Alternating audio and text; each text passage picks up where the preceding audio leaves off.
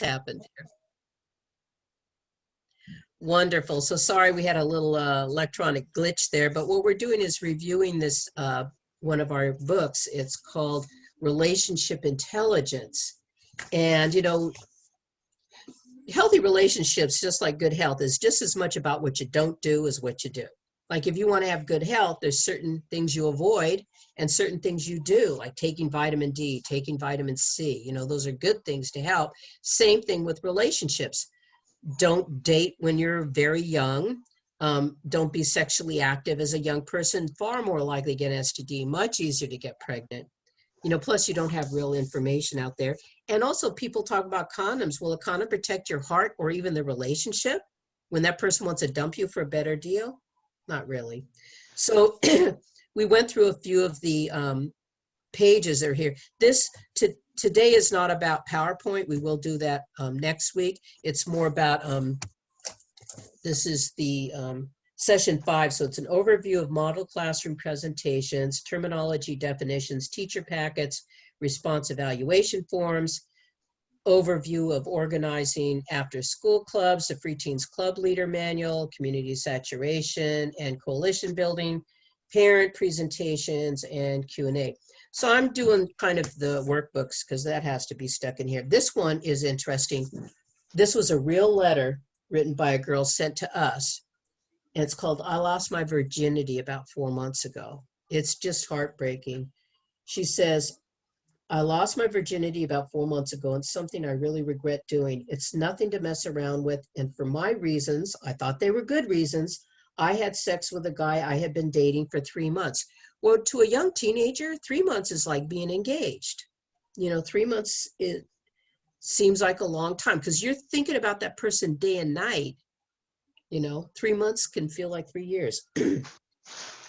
I thought that if I had sex with him, that it would show him that I really loved him. He was always telling me that we needed to have sex, and that's all he would talk about. First of all, that's a clue. Even myself, sometimes I put myself in the mindset of a young person, especially a little girl, and we don't have we want to trust, you know, we don't have any reason not to trust. You know, we don't trust our parents. We don't believe our parents because they don't want us to have fun. They're buzz killers. You know, they keep saying no, but they don't really explain why. And we feel guilty, so we just don't tell them. That way, we won't hurt their feelings, we think, right? So he is my first love, and he said, I was his first love. I loved him so much, and even to this day, it hurts that I had sex with somebody who was just lying about everything. Nowadays, I hear people talking about how they're going to have sex with their boyfriend or girlfriends so they can show them they love them, and I just want to slap them. What people need to understand is that teens are not ready to handle sex and what comes with it. If you think that having sex is just something casual and it should take place all the time, then you're wrong. And it's true. They don't even call it making love or having sex. They call it, let's go have fun. That's all it is, you know. I'm only 15 years old, but I'm mature for my age. That's a problem right there, right? I remember I was 40. I thought I was mature. No, I wasn't. Oh dear. See, I have learned that sex is something not to mess around with, and it only leaves you with a broken heart and a bad reputation. If you're having sex with somebody because you love them, that is not a good enough reason. What you need to think about is if you love somebody enough, then if you do truly love them, then you can wait until you're married to have sex. See, it makes sense to kids. They just don't hear it. People are afraid we're going to because they got a single mother, we shouldn't talk about marriage. No, their mother wants us to talk about marriage. Their mother wants us to talk about don't fool around with those older men. Let's see. I wish I could go back to that day and didn't have sex. He hurt me a lot emotionally. All the pain I went through was not worth it. And then there's some questions, and then the students answer them. So you can either do it as a homework or you do it in the classroom. And what's really amazing, when the students answer and they give these really amazing answers, 9 times out of 10, when somebody's giving a very good answer, totally in line with our program on their own, they're so hesitant to share it because it's so counterculture. They're assuming everybody's going to laugh at them because they said this, when actually it was a very mature response. Like people say, but Miss Linda, you got to learn from your mistakes. My answer to that, especially seventh graders will say that. My answer is, I don't need to get drunk and drive into a tree to learn from my mistakes. I think the wise person, I think the wise young person today can learn from the mistakes of other people.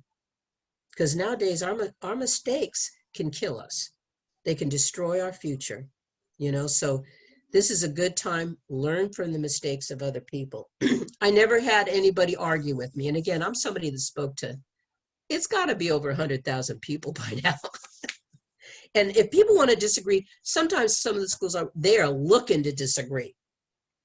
That's okay. I'll have half my brain time behind my back. You're gonna lose, but let's go. So it's funny. So it's interesting answering these questions. Then not what he expected it would be. It's about a guy who loses his virginity. The opportunity came and he said, hey, let's give this a go. And then he realized later, didn't even know the girl, and anything could have happened. He could have gotten STD if she got pregnant. I know girls who say they got pregnant by a guy and he's not the father. They're just trying to use that, it's horrible. And then when it comes to dating, he answers not now. This is about a guy who saved his virginity for marriage. And then him and his wife wrote books about how to get along and everything else. And I guess they figured out how to have sex because they're still married. It's called I Kissed Dating Goodbye. This is kind of a cool book. It was one of the first things, like a guy coming out, oh, I'm still a virgin. He's such a cool guy. Oh, this one, I never thought it would happen to me. It's very interesting. I know this girl personally. I know her personally. And she gave permission to share this devastating story that happened to her when she's 21. And it's all true. It actually is worse than how it is here. We changed it a little bit to make it not as bad, but it was pretty bad. Yeah. And the problem is too, in abusive relationships, people bond.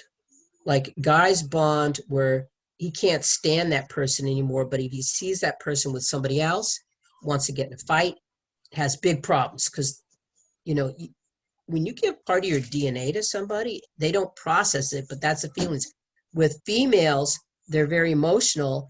And if the person cries or said, I really love you, I'm so sorry I hit you, they forgive them and go back again, get hit again, forgive, get hit again. It just becomes a way of life. If only I love him enough, he'll stop hitting me. You bond. It's almost like a prisoner's point of view. That's why it's not good.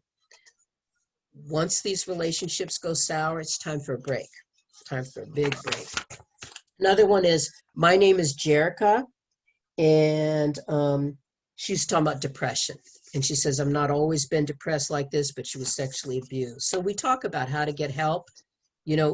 All schools have confidentiality clauses. You go to the guidance counselor. I always check with the guidance. If somebody has been abused or they've been beaten or they have something, what are your rules? So they need help. And this college freshman, she was one of our club coordinators, and she was still a virgin in college. Gorgeous girl, and she has to be really cautious. So she realized, honestly, I found in college, the majority of people, if they find out that you're a virgin, they think, wow, you're cool. That's what I found, unless they're real jerks. And I tell the kids that too. We do talk about secondary virginity. That's always very important to talk about. Thinking about male and female, there is a difference between the male and female brain. It's a little harder to teach nowadays, but it's something that people need to, understand. Okay, go ahead, classify yourself as a male or female. That's okay. I really don't care about that stuff. It's more about behavior. We're really concerned with behavior, and all behavior begins with a thought. Is porn really harmless? People think it's harmless. I can't get any STDs. There's no pregnancy. It's just me and Pamelita, no problema, So it's a big problem. It's as addictive as crack. Minimum as addictive as cocaine. But for a lot of people, the average age is 9 years old. So it's much easier to become addicted. That's why now with the cell phones, and it's sad because they think they're learning how to have sex. They're just learning how to abuse somebody. And then they sexually condition themselves to look at porn and masturbate. Now, nobody can please you like you please yourself, you know, so they're addicted to those images and they can't have an orgasm. A lot of grown men can't get an erection without looking at porn. And then now they're married and they're ticked off at their wife or their partner because they don't want to look at porn with them. So these are all questions, the things you have to ask people about now. Interview for marriage, wedded for life, you know, it talks about an older couple. Interview for marriage, you get couples, doesn't matter what sex they are, interviewing each other. What does marriage mean to you? What keeps a marriage lasting? So they're just either do a number or whatever. They just put as couples, not that they're getting married to each other, but just asking, they're interviewing each other. You know, what do you think about this? What are the 3 most important qualities you look for in a partner? How many people think of this? How long should you date somebody before getting married? What they say is it takes a year. Researchers say it takes a year to start to get to know somebody. It takes 3 years to get to know somebody. 3 years, you know, so that's why it's good. Keep your friends. Keep going to school, you know, your job and everything. Learn who you are as a person. You know, don't, as young people, they throw everything into this other person. They just can't even think straight unless they're with them. They don't do their homework. Their relationships suffer. They don't want to talk to their friends anymore till that other person dumps them. And what are 5 top morals or values you live by, especially in a relationship? And it's like 2 pages long. Write your own wedding vow. Wow. And are you a good match? What do you have in common? You know, the power of forgiveness. Write your eulogy. And you would think that was awkward for me at first because I thought, oh my gosh, you have to think about when you're dying. Like, see, I project these things. The kids don't take it this way. They write the most amazing eulogies about themselves, about what a wonderful person they were, what they accomplished in life. You know, here they're only 15 or 16. They're in the hood, you know, an amazing, thought-provoking. It's just, their parents would just flip out reading this. Imagine that many years from now, you passed away, your friends and family have gathered, and a friend has been asked to give you a eulogy, a short speech describing your life and the impact it had on others. What do you wish others would be able to say about you? Write the eulogy in the position of a friend looking back on your life. What would you want people to remember about your life? I had a situation because I ran a business in New York City in Manhattan, and this young man who was working for one of the construction companies that was one of my customers, somebody shot him in the chest for no reason. He's just standing there in the Times Square area near the Port Authority. Shot a big hole in him with a shotgun for no reason. And then so they're asking all the guys, you know, his parents were coming from overseas. Can you say something? Nobody could say anything about him. They didn't know, had never heard of him doing anything for anybody, or that even was nice to work with or anything. I thought, that really made me think. I thought, I'll be danged if I'm going to die and nobody has something good to say about what I did for other people. So I started doing a lot of volunteer work. I got my act together. I was already in my 30s, but I said, that's not going to happen to me. You know, give people something to talk about. They better put it in the newspaper too. So power of forgiveness. You know, forgiveness is for who? The forgiver or the forgiven? What do you think? The power of forgiveness, to forgive somebody who hurt you. Is it more for the benefit of the person forgiving somebody or the person receiving forgiveness? Now, I thought who's giving. For what? I believe it's the person who's giving. You get an A in today's lesson. Thank you. Because it liberates you. It frees you from accusation and all these things. Because I always thought, like, because I lived with a bunch of Catholics in my area in Watts when I was growing up. So I always thought forgiveness was like more of a religious term, but it's not. It's really a psychological term. You forgive somebody, you're releasing it. Like that song, let it go, let it go, let it go. It's the same thing. And you can have that experience. Even, I don't know if I have had some people that have done me wrong. In fact, I didn't want to forgive them just to make them suffer, but I realized I really didn't feel good about that person and what happened and everything. It was really, they did me dirty, right? And I forgave them. They don't even know it.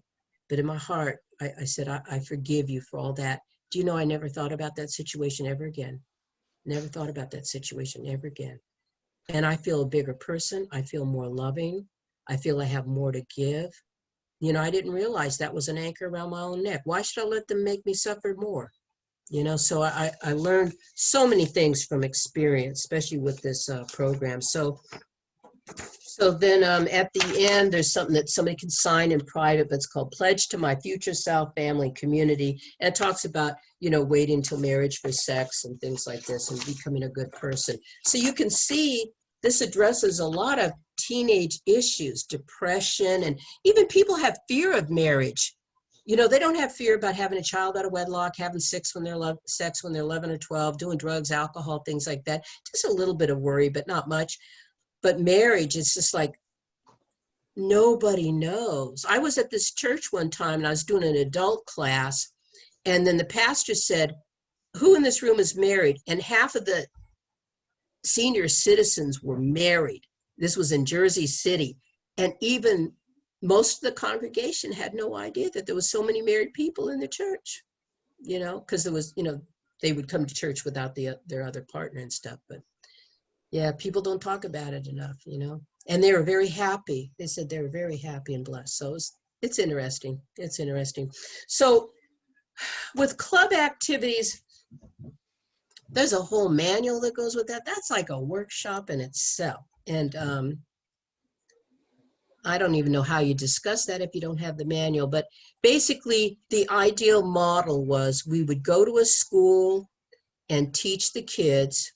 Then we would send a letter home to the parents. Can they join an after school club? Well, the problem is no teachers want to work after, they cannot wait to go home at the end of the day. So they're not going to be a club leader. They thought we'd make them a club leader. They'd work for $20 an hour. They go, no, I want to go home. $20 an hour, that's nothing. And so that killed that. So what I found is I'm doing the kids. I never see the parents. Very rarely do they join a club. 1% maybe. But then we start clubs in neighboring organization like Urban League and all those places, Horizons, Boys and Girls Club, things like that. And we do the clubs there and then hope to, it's like going backwards. Then we do parents' night and stuff like that. We do PTAs, and that helped us it was really knocking a lot of doors down to get in those schools. I want to tell you, I was everywhere. I was at every PTA meeting, every school event that had, vendors out there with tables showing their stuff. I was there, and they'd say, wow, we want you in our school. So just, it's always different people have the keys to the gate, and basically that's it. And I tell you, it is like water on desert sand. Look at me. I finally got my associate's degree in 2014. Honors, of course. But I never had any desire to go to college. I barely made it through high school, and people thought I was a PhD. Even in the Soviet Union when I was working, oh, darling, tell us all your degrees and everything so we can introduce you properly. I said, just say what a woman without any money or education can do. So it's interesting. It's interesting. And I know sometimes we're afraid, oh, I can't do this. Find out what you can do. Find out where you're comfortable. You don't always have to find out where you're uncomfortable. Find out where you're comfortable and speak to those people. Give the program over and over. And I always felt I was going to be attacked, so I over-prepared. I would read all this literature. I would do all this stuff, which is good. I can, send you guys stuff when I love research, so much of it proves what we're doing is good. Like I want to mention, in case you didn't notice, it's hard to see on the cam, but this is the part 3 script. You know, I had emailed the script to you guys. The last whole 2 pages are footnotes. These are all, it's 28 footnotes just for this one presentation, because everything we do, you can back up with research. It's not something we just pulled out of our hats. And again, Dr. Panzer does not take the left or the right. He takes solidly in the middle, the most peer-reviewed research that's available. And U.S. Census Bureau, very valid resources. National Campaign to Prevent Teen Pregnancy. It's not an abstinence organization, but they show that abstinence works. 2015 Youth Risk Behavior Survey. You know, a lot of this stuff. So the Journal on Adolescent Research, Research Welfare White Paper, National Crime Victimization Survey. Very, very solid. So, what is it supposed to be doing? Yeah, community saturation. I think that I'm the only one that does community saturation. And even I look back now, I says, man, I'm glad I had that energy back then. Now, but I just went everywhere because I wanted to give exposure, and I was so excited. I felt like I was Paul Revere, because the kids, all they hear is wear a condom, practice safe sex. Condoms are not safe. They only reduce your risk. That's all, you know. Ask a medical doctor. Say somebody you're going out with, you know, really hot, you know, you really say you're single and you really want to go out with them and they really want to rock your world, you know what I'm saying? But they tell you they have human papillomavirus, they have HPV. What brand condom are you going to wear? What do you think a medical doctor is going to say? He's going to say, I'm not going out with that person. I'm not even going to kiss him, because it's skin to skin contact. Well, but they're saying to little children, if you don't know what somebody has, just put a little piece of latex down there and you'll be all right. You know, they're trying to play with our kids. They're not thinking. They're not thinking. So when we break it down, I tell you, the teachers all want me. None of them are conservative. None are religious that I can tell, you know. None were pro-abstinence before I came. Almost never. I think maybe I could count 3 or 4 out of 30 years, you know. But they care about the kids. And they realize, oh, yeah, you know, they are children. You know, so I told them, I says, if, you know, sex was no big deal and everybody was happy, I'd find another job. Why should I do this? But that's not what I find. You know, so it's, you know, somebody's got to do it. You know, the people, you know, there's a few people like really prepared and charismatic and everything. That's nice. But sometimes it just, I'll bet you even Paul Revere, he probably had a lousy personality, probably wasn't that great of a guy, but you know, he did something. You know, even I was thinking about Dr. Panzer, what one man did, you know, like to just get into this because I want it to be like a full-time job, full-time employment. That doesn't happen in the beginning. And then Richard, because he made such an incredible program, we did it in such a great way, very correct way of doing things. He always has been getting grants. So now there's a bunch of us that can do this full-time employed, you know. And in the beginning, I didn't. I could only do this because of what he was paying me. I did it a few hours a day, and then I went to my regular job after 12. Because the kids turned into devils after lunch. I don't know what happened. It wasn't until I was doing this 5 years I could finally do after lunch, you know. And now I don't care what time of the day it is or where it is. I want to go. In fact, if it's a troubled area, it's more fun. But, yeah, I had 3 and 4 jobs sometimes. I had jobs on the weekend and everything else because I love doing this work so much, you know. So, yeah. Any questions? I hope I'm not am I overwhelming y'all? Raise your hand if I'm overwhelming you. Yes. No. Okay, thank you, Sharon, because I can't see your hand. No. I wanted to know how we can get those workbooks.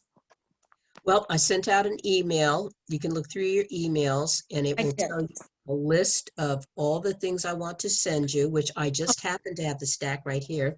These are Okay. the pledge cards we actually use for the kids, and they're wallet size, so they can sign it and keep it in their wallet. I have a story about pledge cards. There was this guy, he was, going out with this girl, they're college, just starting college. And he thought, oh my gosh, I'm so smitten with this girl. She's just amazing. But if she finds out I'm a virgin, I'm 22 and I'm still virgin, she's not going to be happy. But I got to tell her because I feel like she really likes me. So he took her out to a nice little simple restaurant, and and then he wanted to say to her, and she said, he looked so uncomfortable. And she says, what is it? Tell me, what is it already? And he was so choked up, he finally gave this little card that was very old, and he gave it to her, and it said, you know, um, basically, I'm waiting till marriage to have sex. And she's reading it like this. Her face gets red. Her eyes look like she's going to cry. She looked like she's going to burst. And he says, oh my gosh, she's going to jump up and run out of this restaurant. I will never see this woman of my life again. What have I done? She couldn't speak, right? She goes into her purse, digs down to the bottom, takes out this old wrinkly card and gives it to him. And it was the same kind of card saying, I want to wait until I get married to have sex. Is that cute and adorable or what? I'll never forget. So I gave 4 of these, which are nice for handing out to organizations and parents. And then I have this one. This one, I'm telling you, this is a winner. We've updated and reprinted this 3 times. My bosses we used to just make a new one each time. The kids love this. This is the first time I see with a football team, the guys go like this. They're actually reading it while I'm waiting to start. So this is great. I gave 4 of those. The beautiful workbook with all the lessons, 13 lessons. And then the kids get to keep it afterwards. I always make them keep it in the classroom with their name on the outside of the book. And then at the end of the class, they can keep it, or I tell the teacher, if you want to finish the lessons, then let them have it. But they should really encourage, I would ask as a homework assignment, have their parents sign their book that they actually read the book, looked at the book, because the kids should not be afraid. And also, Vicki and Carol got the big book like this. Oh, and this is fascinating. Every quarter, we put out a newsletter. This is called the Love Smarts newsletter, Changing Minds, Transforming Lives. And these are some of my Patterson kids, and they're club members. And then I ended up going to their school. I said, hey, how are you doing? And it shows some of the activities. 3 positive trends show today's teenagers are doing better. Warning signs of child sex trafficking. Quell your inner critic. Like we're always beating ourselves up, right? It's very positive stuff. It talks about how teen virgins are healthier according to the Center for Disease Control. Uncommitted sex is more marital failure. Students want more love smarts. Oh, there's a picture of me and Miss Julie. How cute. Who has the best sex? Married couples who are faithful. And that's the National Health and Social Life Survey in the University of Chicago. So this is really cool. And these are what I tell the kids, take this home and read it with your parents. And the other thing I tell them, okay, pick an article, any article you want, read it, and then give a report the next time you meet, something like that. So those are really, and teachers love it when you're giving homework assignments and things. And we do really short ones, take them 10 minutes or something, we don't give them any tests. And a lot of the things I prefer the classroom activities because in my area, honestly, the kids just don't do their homework. And then people wonder why they're failing. They're just not doing the homework. What you learn in the classroom is not enough to pass.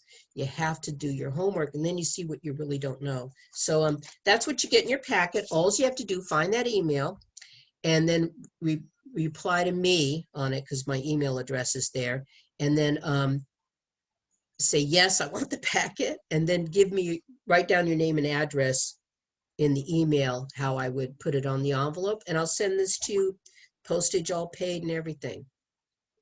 So yeah, and it's nice. It's good to have these tools becoming more familiar. Do them with your own kids, grandkids. Some people start with their neighborhood kids. Start with the parents. Do a couple of parent workshops. And then just say, I'm learning about these things too. And because I even did a different program before I got this one. And part of it was say, I'm learning about these things just like you, but it's just so fascinating. I just really can't keep it to myself. I really want to share this with you. And, our kids are in trouble and we don't even know how to talk about it. All they hear is, well, kids are going to do it anyway. Here's a condom, and then they wonder why their relationships are so messed up. Why are grown men cheating on the person they say they love? Girls too. Girls are a hot mess, So it's, yeah, we just want people to be happy. Everybody without exception just wants to be happy. But now they call it pig happiness. They want our children just to be happy in the moment. If I'm doing what really will make me happy in the long term, everybody benefits. All of you benefit, my city benefits, my neighborhood benefits. If I'm doing what makes me happy in the long run, everybody benefits. But if I'm doing just what makes me happy in the moment, there's going to be a lot of unhappy people around me, So it's, yep, so that's what you get. All you got to do is respond to the email. Tell me what your address is. I won't share it with anybody. I have a question, Linda. Yes. When you say you start out doing something and it's very simple, whether it's your neighborhood or start with some, a couple of kids or parents or even schools, are there certain days or certain weekends? I mean, I'm just trying to wonder what's best for most people, most parents or kids that's worked out for you to present this. Is there like is a Sunday or Saturday do better? I tend to go where they are now. You mentioned Sunday. Sunday is interesting because you kind of have a captive audience, because sometimes you have churches or places of worship where the kids have an activity after church and the parents are kind of just hanging out, talking, drinking coffee. Well, they could get a little workshop, and you can also, you could advertise in the church bulletin. You can speak to the young adult minister, the pastor, because a lot of times the pastors want to do something, but the adults say, I don't want to listen to one more Bible verse, Pastor. You know what I'm saying? And it's sad because the reality is it's kind of like a guidebook for your life, but sometimes they need to wet their whistle, and this helps to wet the whistle. So I would speak to the pastor or the religious leader of that church. We have this amazing program, and you bring your laptop there and you sit it on his desk and just kind of go through it. And the beginning, do not be afraid to hold your script out there. You don't need to read every word. Just highlight the main content that relates to the slide, and then you'll learn as you go. I did that for 3 years, ladies, in schools, in front of people, I said, give me a podium, an electrical outlet, 20 feet. And a wall, or because when I was in the Soviet Union, we didn't have screens. I had walls. Sometimes I had to bring poster paper with me, which is almost impossible to buy, and so if I could do it over there, you could do it over here. And it's just leaping out there. And then people will say, oh my God, this is amazing. And when you went home that night, you're thinking, I sucked. This was so embarrassing.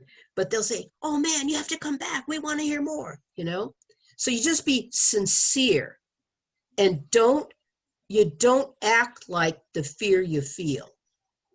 Again, there's a homeopathic, I know that, because I felt I was having a heart attack, ladies. Every time I was going to do this, I felt I was going to have a heart attack. I had panic attacks. And then one of these ladies in the Ukraine, she says, oh no, I took debate. They said, it's anticipation, a racehorse. And I go, no, I'm having a heart attack. And that's how I would feel. And even to this day, if people ask me to do something that's a little different from what I usually do, I have to kind of remake the program a little bit.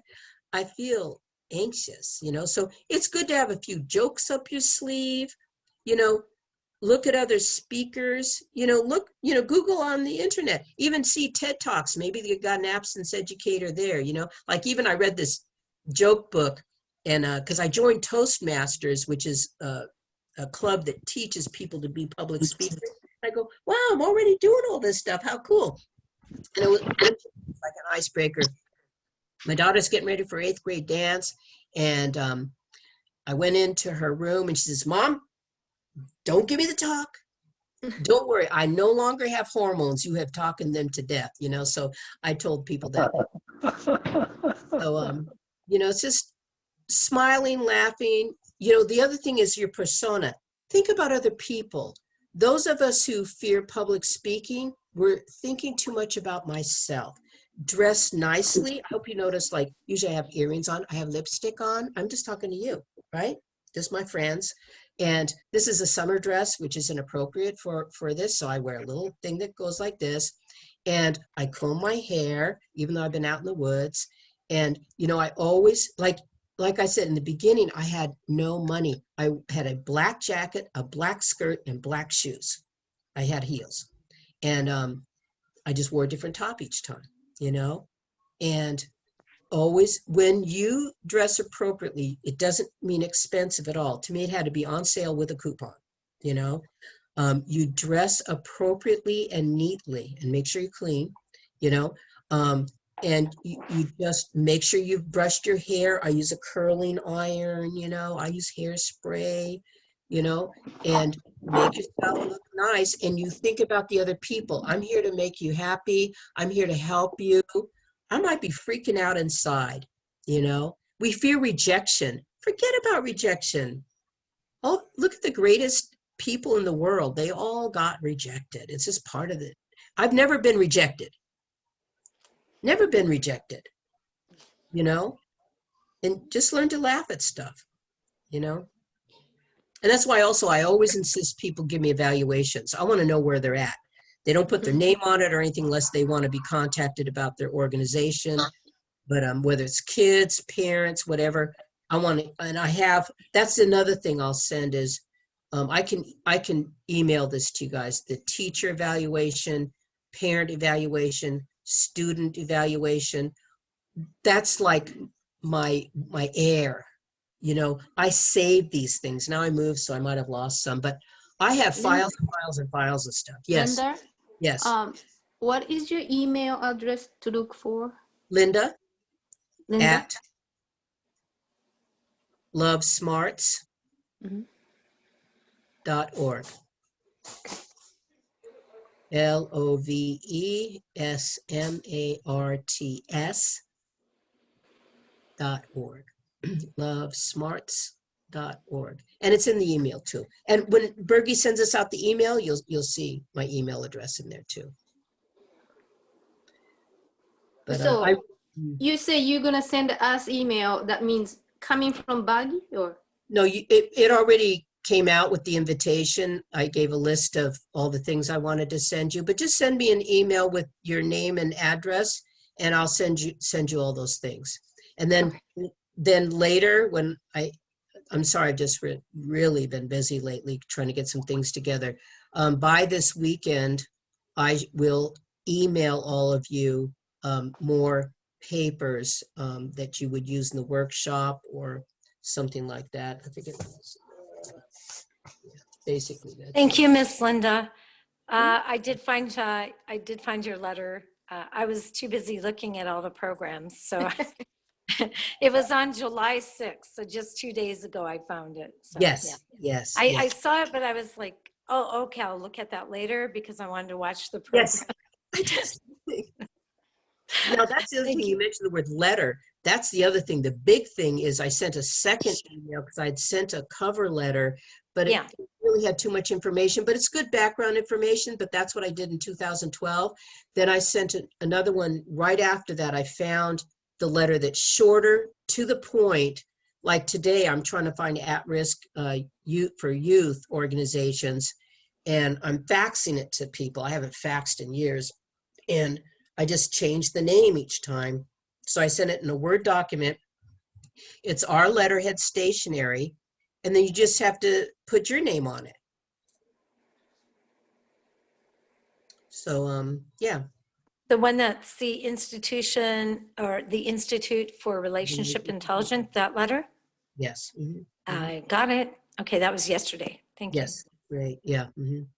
The days I'm just chasing every day. I don't know what happens to each day. It's just so busy every day. It's supposed to be summer vacation, you know? So anyway, busy hands are happy hands. How you doing, Linda? How you doing? Me? Miss Flores. I'm sorry. Oh, Forrestal, you're different one. here too. Oh, wonderful. How you doing? I'm visiting my oldest son out in Pittsburgh, so I missed part of it today. But I So, will watch it. I will yep, watch it. we recorded it, but then we had an electrical glitch, so we missed a little bit. So if you have any questions, my email is in Bergie's email. And Okay, great. I welcome questions. And on the letter that I sent yesterday, there's also my cell phone number. And Yeah, I did see that. Yeah. I'm a texting monster. How you doing, Mr. Khan? Oh, there he goes. You on the I'm phone? great. Hello. This is so crazy because, we used to have our meetings 8 to 9. So I said, I got to make the meeting tonight. I got to make the meeting. I rushed back. Someone calls me at 7. I said, that's okay. I got to be done by 8. Yeah. Anyway, idiot, Anyway, thank you. I got to hear the pep talk at the end. It was really wonderful. Thank you. I had 8 in my mind too, so you're forgiven. Yeah, I apologize for that too. I'm telling you, I'm usually dead meat after 6. I don't know why. I used to be 24/7, but after 6 I turn into putty. But I'm so grateful this is at 7. So Thanks for giving us. I mean, you've been this is so precious. I haven't heard everyone, but I mean, when we start ACLA, I don't know, was it 3 years ago, Bergie? Is that when we started? You're on mute. 2016. Oh my gosh. I can't believe it. 5 years. Yeah. About 4.5. Anyway, it started as a battle against the wacko mayor of Houston, who was pushing for gender, goofy, gender bathrooms and that whole thing. And they attacked the ministers. And we started from there, and then it went on and on. But we always had that theme to bring God's absolute true love ethics into families and community, because that's the way we're going to transform America. Yeah. And we went all over the place, and we Richard kind of started, but thank you for Linda Flores and Bergie. And we got together and we said, we got to get back to our core point. And so this is such a great program. And so I'm so grateful, it's recorded, and I've been telling people about it. So we'll, anyway, I guess it's, did people already agree to get certified so far? everybody that's here is, whether they like it or not. So if they just, stay to the end, there's 16 sessions. So anybody who makes it to the end, has reasonable attendance, or at least looking at the videos afterwards, they're automatically certified. So this is, what session is this? Is this number 8? Yeah, this is number 8. So if we have someone who wants to join the next 8, if they will study all previous 8 by video, do you want to, confirm to make sure they've studied 8 before they can get the second 8 to get certified, or what do you think? I think you should discuss that with Dr. Panzer, Okay. what he wants, because this is a big stretch, because I know, usually they pay a lot of money and it's in a hotel and stuff. So it's kind of win-win. But I tell you, David, my myself aches because I have all these experiences going through the hard knocks. I mean, I have faced everything, and I so much want to pass this on. I feel what people feel, and self-doubt and different things. And what I love about this program too is it doesn't step on anybody. If somebody's religious, they even Mhm. feels more religious after this. If people are not religious, they're Right. fine because it's not teaching religion. This is Right. teaching science, and to religious people, I would say, who was the first scientist? Right. It wasn't Adam and Eve. So there's some things that are irrefutable. And then, okay, we tried all those other ways, since the 60s and all that. Where's the happiness? There's no happiness. It's pig happiness, Right. so it's, like even in the Soviet Union, I have a place to sleep, I have food, life is good. That's all you have, so it's sad, it's sad. So I really, and I want to even, I want to bequeath all of the, sticks and stones and bones. I don't want anybody to reinvent the wheel. And it's so true. If you just care about other people, you're practicing what you believe. You're just caring. You go there to serve other people and you're smiling. People think you own the place. We're like true owners because we're not lording over on other people. We want to come underneath. Like I told the juvenile probation, county level juvenile probation officers today, we want to lessen your load. They're not upset about that. They say, good. I go there to support health teachers. I'm doing in front of teachers with masters, and they're all learning stuff. They'll say, I knew all these things, but I never put it together like this. That's what they say. And look at me, until just a few years ago, I barely made it through high school. Like I'm the only white person I might see in a week and a half. It's people forget that stuff. They forget because we're all in this together. It doesn't matter what age you are, where you come from, what country. We're all in this together. I've spoken in 10 countries. People everywhere without exception just want to be happy. And the social media, they just want to own us. It's all about power and control. That's all it is. And then if you're doing this, then the abortion, not abortion, it's not an issue because you're making healthy choices. You're making healthy choices. All those things fall to the wayside, So yeah, that's why I like it. It's people can hear what they want to, and they feel stronger in the good beliefs that they have because the children are being bullied because they have morals and ethics. Those are the kids that are being bullied in the school. The kids that are getting good grades, they carry their backpack home with them to do homework. They don't act out. So we need to strengthen and fortify them. So it takes a real man to say no. I always like to say that. It takes a real man to say no. Yeah, it's cool. I tell you, the things that happen just blow me away.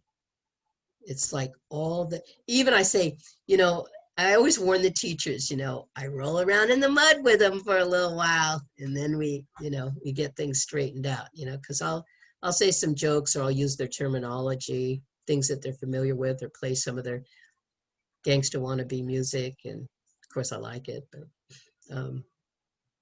yeah, making people feel comfortable in their own skin, make them feel comfortable where they're at.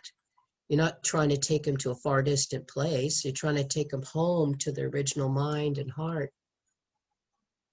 So it's cool. Yeah, this is such an important content during this critical moment where America's in the crossroads to be destroyed, because we're all, unificationists and I should say sanctuarians. So we know this is the root. This is where Satan began, and this is what he's born fruit that we see everything else. So the beautiful thing is you're dealing with 80% Democrats just by the demographic that you're working in. 90%. 90%, but winning them over completely Mhm. with True. a patriotic, gun mama grandma. Mhm. So so there's a lot of things that we can break through. And anyway, I Especially when we want deal with the common base. The common base is our children and our future. yeah. So. Did everyone get a chance to ask any questions, like concerns, as we go in the second 8 weeks to get certified? Did everyone, does anyone have any concerns or questions or worries? I do have a question. Okay. Yeah, I mean, I just feel, I would say almost called. I'm out here in the Delmarva and there are so many churches and I keep going by them. So what's the best first approach to a church? Just a letter in the mail, find the name of the pastor and send a letter. What would you suggest? There's a lot of different ways, and it's just finding the person with the keys to the palace. And usually the pastor is a strong arm and then he'll delegate you to somebody. And then, so I'll usually say something like a letter's good, and I find the telephone is difficult because it's like, how do I explain? Whereas when I'm sending a fax or an Yeah, email, right. they read it. And I have a really nice one where it's the just half page, U.S. Health, no charge, this kind of stuff. And then teachers from ninth grade in Jersey City. And then some response from seventh graders in Patterson. And most people know what those towns are like. And then they see, oh, this helped me think about my future. It helps me realize I don't have to have sex, things like this. Because we're also about sex, drugs, alcohol, all the behaviors, even like, Pastor, why do kids not want to go to church? Because they want to do these things, because they don't understand the consequences, why they're doing that, So I would say to him, pastor or her, who may I speak to about, showing our program to your youth ministry or your young adults? I love a young adults ministry, and just see if it's something that can complement what they're already teaching. We don't teach religion, we're teaching science, but there's a lot of religious context there, So it's always, we're not taken away from anything. We want to support it, because what people do, they just say, well, I don't believe in the Bible anymore. I'm going to go do what I want to do. Well, then they have to go to the scientific part of their mind. But if I do this, I'm going to get in trouble, so is this going to really make me happy? So it's, if we can just help usher our youth following certain code of ethics and character until they become young adults, usually they'll be good. And the people who don't want our kids to be good, that's why they want to give them condoms in 5th grade. Did you hear about that, David? In Chicago, the Board of Education or whatever powers that be said that they're going to distribute condoms to 5th graders in the fall. Don't they have enough trouble over there already? They do, but see, they think that's a solution. It's just like, oh, let's get rid of guns. But that's not the problem. You got to deal, the former chief of police in Detroit said, you have to deal with criminal activity, not the toy they used. You got to deal with the criminal behavior. And that's what we do. If they understand, because they're thinking, oh, if I do these bad things, that makes me cool. That means nobody can mess with me. That means, I'm desirable. I'm somebody to look up to. When reality is, nobody wants to hire you. Nobody's looking up to you when you become an adult. They say, what, are you a fool? This is not so. I hung out with people who bragged about the prison time they'd done. They said, I did 2 years in Chino. Like, really? Like they won the lottery. But yeah, it's, people don't understand. And a lot of people do it as just like a bear will make himself look big. Same thing with our children. They try to make themselves seem scary or something not to mess with, rather than just focusing on your goals and becoming a good person. We're giving them permission to do what they know is right. And we support the church. We support the ministry.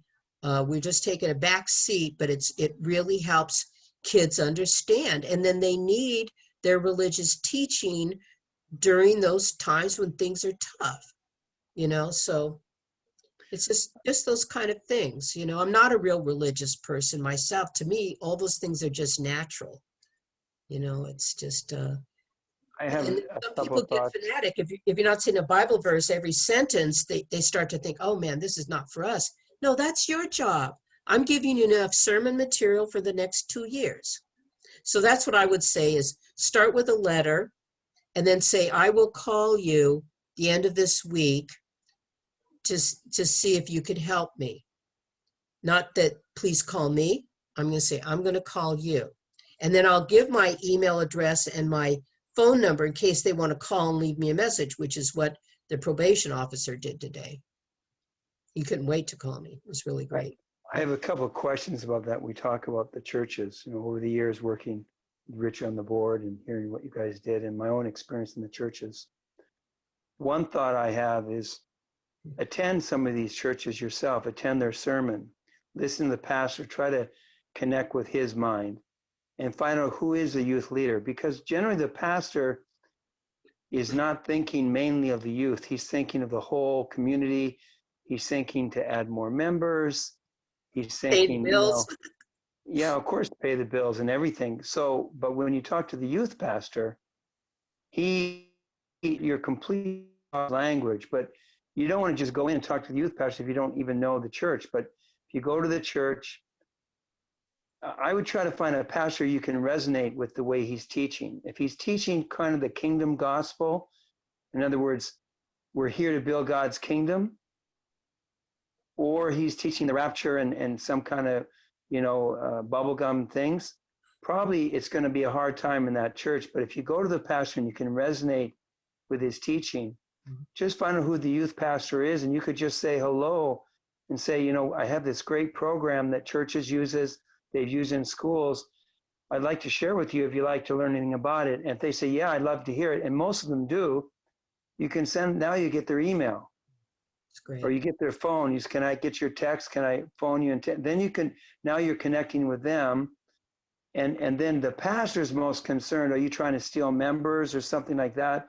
But you're not a church. So then, and also the pastor may be concerned that it's going to interfere with the religious education. But so by knowing that youth leader and the pastor, then you can let them know there's exactly the way you're teaching biblically. You can fit it in perfectly. There's nothing in here that's going to interfere with your biblical teaching. Right.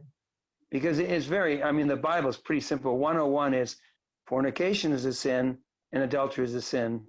And there's no pastor who can ever deny that. Right. So, and every church is challenging with their young people. So, if you go to church and it's all old people, and it's really old church, it's probably not going to be a great church to try to get going with. But if you find they're a younger church and then the sermon is, and a lot of these new churches, the sermon's pretty good. They're growing because they're telling people what counts in life is how much you're like Christ and how much you're living. Mm-hmm. And so that's a good way. But that way you meet the pastor or you meet the youth pastor. You just ask, who's the youth pastor? And, if you have grandkids or even your kids, you can share your thoughts on that from your own kids, or I'm sure God will guide you, but that personal relationship is really powerful because you don't need a bunch of churches. You just need one church to start with. Yes. And that's a great bit of advice that you gave. In fact, when I was always going around, I always had a nice notebook, a small one. Oh, can you write down your email address for me if I can contact you? Also, all churches have a website. Go to the website, see who the youth minister is or something. And then, like you're saying, attend their church service and, talk to them. And the other thing with old churches, I might want to add this, do grandparent workshops. They might even be a good springboard for you to, because they're worried about their kids. They don't know what to say.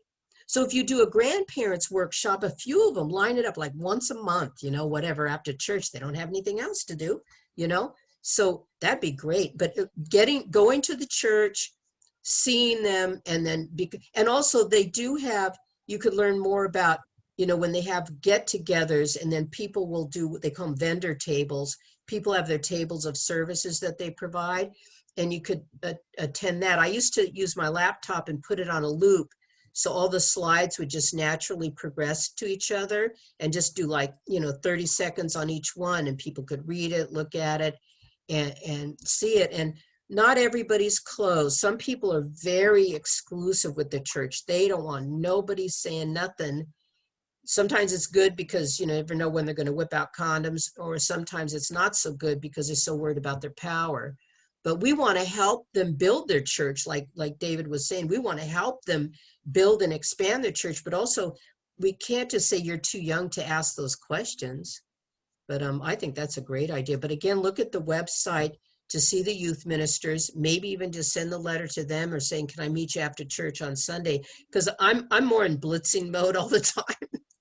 Whereas David's really talking, making a sound relationship and stuff. But it is important to find out the people, and maybe you could check out their website, see who has that type of draw. Like he's saying, you could see what they're teaching, what their focus is. And again, Rapture is kind of tough people to deal with if that's their 100% focus. Because it's almost like one really good potential is, do they have a Christian school? If they have a Christian school, that's going to be very helpful and very high potential. And the reality is, you just need to get one decision maker on board, and it's really going to be youth pastor, because the reality is, if you don't get the youth pastor, you're not going to succeed anyway. Right. Yeah. So and so I wouldn't worry about the pastor. He's busy with so many things. But the youth pastor, just think of it, every single youth pastor has this problem. Every single one. Yeah. They're all Yeah. struggling with this. They're all struggling to be relevant to their kids, wanting to make their teen night work, wanting to make something where kids want to come. So I would say, visit the church, find out the name of the youth pastor, and meet him personally. Just say hello. And they're always looking for something that's going to help them. And once you have that connection, we have all the materials, and you can always, oh, what should I send them next? If you don't have it, you can always call Linda and say, I met this youth pastor, and we can do different things. And even we could do a 3-way call with the youth pastor, if that's going to help you, if you feel a little hesitant. But you always, because of my professional sales background, you find the key decision maker, and that's the only thing that counts. Everyone else is peripheral, including the pastor, but not really peripheral, because that's his boss. Yeah. But if the youth pastor likes it, who has the all key you need to make clear is, we're not changing your theology one iota at all. Once the pastor knows that, and his youth pastor wants to do it, it's an in. Well, and then there's all kinds of things can grow from there. Yeah, absolutely. I think that's really exciting, especially people who feel a calling. They want to go to support the churches and stuff. I think that's amazing. I remember Coptic churches. I used to love them. They're kind of like Egyptians or Arabs that have gone to the Christian faith. It's kind of Christian Catholic. And they're amazing, because they really want their kids to maintain their sexual purity. And ask the church, have you thought about having, do they have purity events where kids make a pledge, to wait until marriage, and, start in the 7th grade and make it kind of cool and stuff, and they get the little card. Some of them get the I'm going to wait rings and all that stuff. They love it. So, just making it where it's normal, that it's cool. So, those are great. Another thing, let's say, for instance, you go and say, oh, we've got an abstinence program set up. Be totally interested. Exactly. What do you do? What do you teach? How does it work? How many weeks? Maybe we can, provide some more material. Don't feel like, well, now I'm competing with their, no. So same message. And they're all going to have some kind of abstinence program. If they have no abstinence program, then I don't think they're going to have a youth program. It's almost impossible. Yeah. So they're all going to have some kind of good abstinence program. The beauty of this is this proven science. It can work with kids, and it's relationship. Find that youth pastor, get his name, exchange. can I send you a text? They all text. So then right there, call his number. I always call because I want to make sure I get the right number. You call him and it comes up on his phone and say, okay, great. I'm going to drop you a text. I'll follow up. Mhm. Now you've got the connection. Yeah. And then you don't want to leave more than you want to make sure you follow up within a week. Yeah. Because you just had that connection on Sunday service. And the neat thing at Sunday service, generally the youth pastor is not that busy. He's usually got a youth night. That's when he's in charge. So he's there. Sometimes he shares some things, but basically the church service is the pastor's service. The youth pastor is there, kind of connecting the young people in most cases. So that's a good chance to meet with that youth pastor. And also when they ask what you charge and everything, like I'm always doing stuff for free, but honestly, I just say, just give me a love offering. Like I told you all before, I thought that was $20, because I'm driving all the way to Jersey City and it was always at least $100. One time I got 200, another time I got 350, but I was surprised when I opened that and they gave me $100 for just an hour and a half, But that's what I say. And that way I'm just leaving it up to them instead of doing all this freebie stuff, and then you tell them like these workbooks we sell for $1, and I think the big one is $2. Richard keeps everything so cheap. The newsletter's free.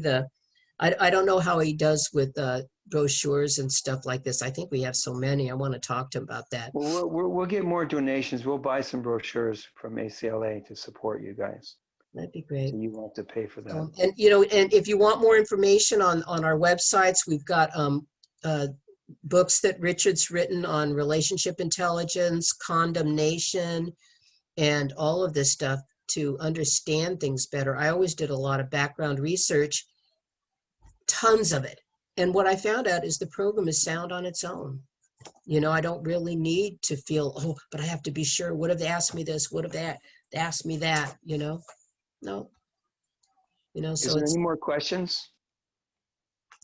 Any questions, concerns, anything, How long? I have a long time for those too, but go ahead.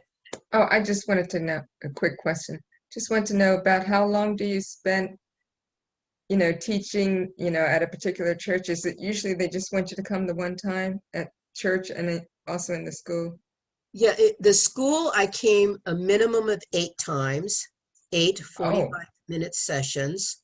For one class or for one each? classroom, for each classroom. I was working 5 days a week from 8:30 to 3. And I would be scheduled, months in advance. And and then in the high schools, my goal was 10 45-minute sessions. Usually the sessions are really 40 minutes, but we call it 45. And then when I'm speaking outside, yes, it's usually a one-hit wonder, hour and a half. Churches, it just depended, because I did have a series where I went once a month, and then they would do lessons on the content that I covered with the Bible. And so it was just those things. It's nice to see the science that supports what they're learning from a religious perspective, that it's very scientifically sound, because you can't always say the Bible says when you're at work and you're having a conversation, and you want to be able to feel strong in your belief. But our children, because they don't know what to say, why aren't you doing drugs? Why aren't you drinking? Oh, my mommy won't let me. So why it's not good for them. I mean, plus, even the penis is not going to be able to work as well in their 20s if they're an alcoholic. It's always going to be asleep. So there's a lot of things we can talk about, but yeah, basically that's it. And even if it's a church, you're going from church to church, do you know another church, like Dave was saying, do you know another church that would be interested and they're giving you a love offering? It's good. Yeah, is there a good intro you think to give them? Well, tell me more about the program. Maybe there's a good intro video, or even your first session you gave for us. What do you think might be good to, if someone's interested? That's one side. The other side of the question for Linda is just ask them, how can I serve you? I mean, this is a program, as Linda said, It's really deep, really effective, really successful. It could be longer if you want. It can be shorter. How do we help you? But Yeah. what do you think would be a good intro, Linda?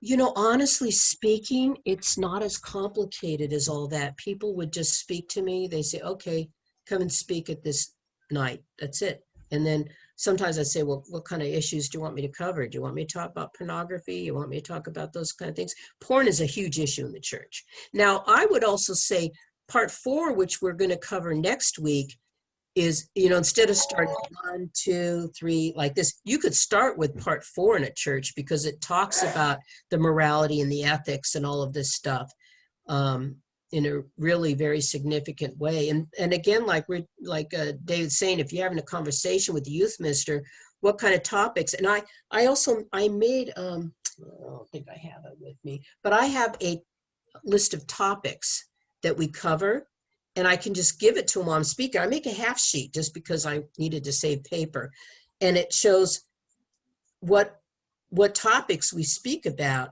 That always helps too. And when they see that, they go, oh yeah, we could use this program, because we're talking about relationships. And yeah, basically that's it. But I always thought, what if this happened, what if that, or having an intro. They don't need an intro. That's what I find.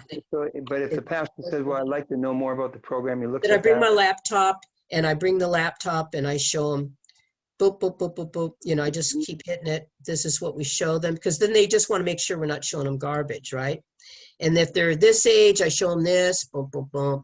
And then this discussion, I give them the workbooks, I let them keep it, you know, and I says, we want to do parent workshops too. The same thing I teach the kids is what I teach the parents. We want the kids to speak to the parents, you know, and stuff like that. So I just feel like people do not know how to speak with young people. They don't know how to speak with each other, adult to adult. And this helps. I mean, when you really have this material under your belt, like you really give the program, it comes naturally out of your mouth. And it's character education. It's like a conversation. You're not like teaching anybody. You're just, and even in the classroom, we're having a conversation with the kids.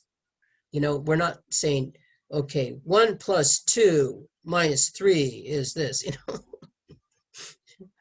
Well, you're already high level, so everyone here is like just newbies. But the first session you gave us, Yeah. it seemed to me, if the guy said, it sounds good, I want to really get more sense about it.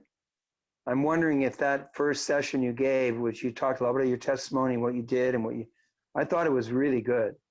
I don't know if you think, and Bergie, maybe you can look at it, or other people, but I thought Linda's first session was very good, because sometimes they're interested, but they really want to know what it is. We can show them the websites and stuff, but if they want to see a link, maybe that video might be.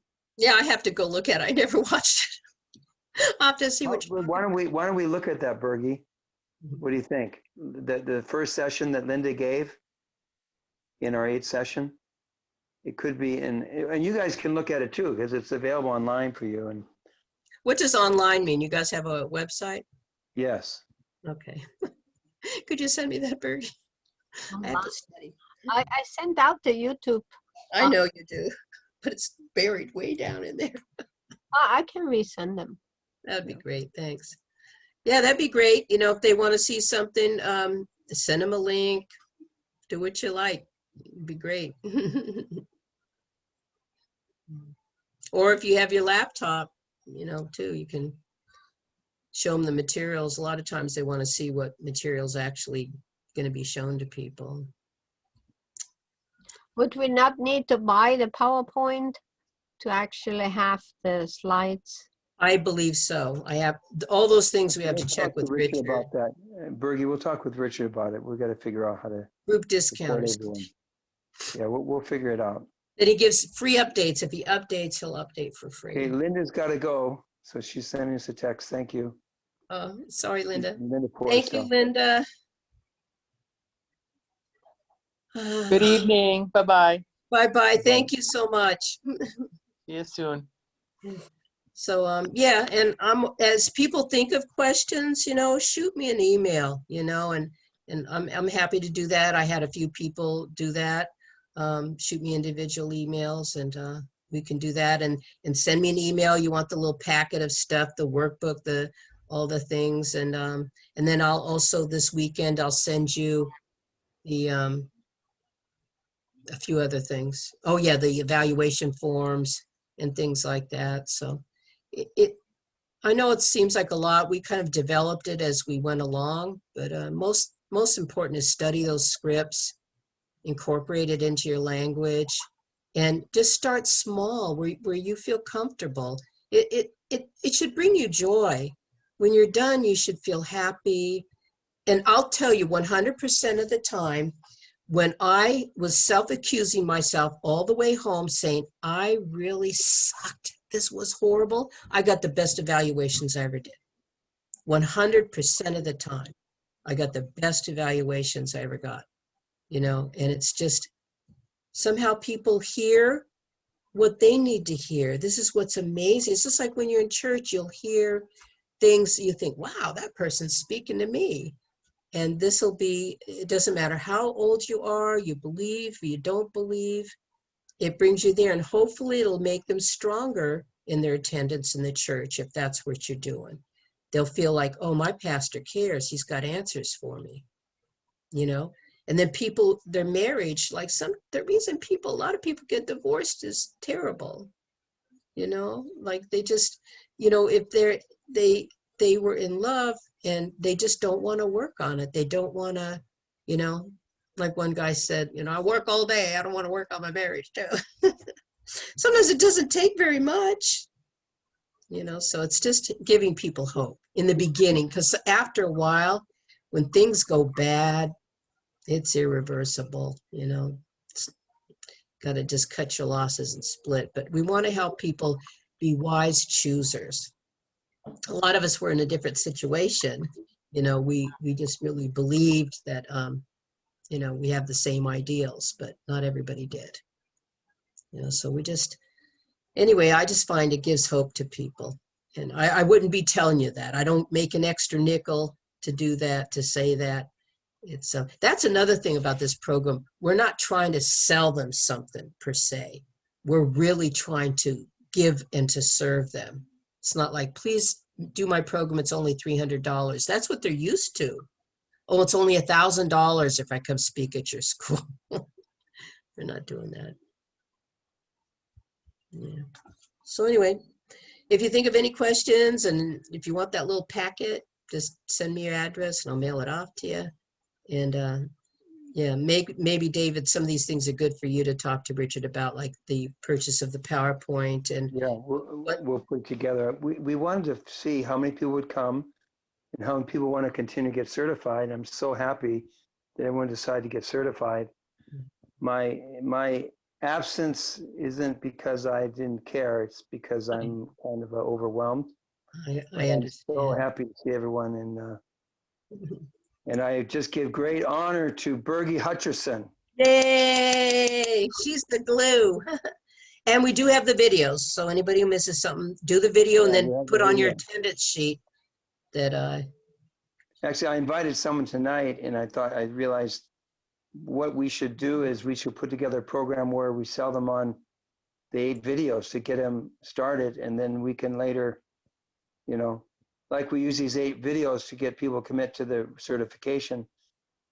We can talk about that, Bergie, because other people I know wanted to come. I had a youth pastor who really wanted to do it, but he couldn't do it this time. So I want to go back with him now that we've got it, and I could probably sell him the videos. I don't know. I mean, I just, we got to work on it. I just don't want this to die. This is really, it's such a blessing to be here with all of you, believe me. And I'm just grateful for every moment. Every time I see you all, I'm really, really happy. And once it's over, it's never over, because I'll always be there to serve you and to help with questions or write your letters or whatever. So thank you, everybody. Give yourself a great big hand. Yay. I end my programs. Give yourself a great big hand. Yay. Thank you, Sharon. You take care.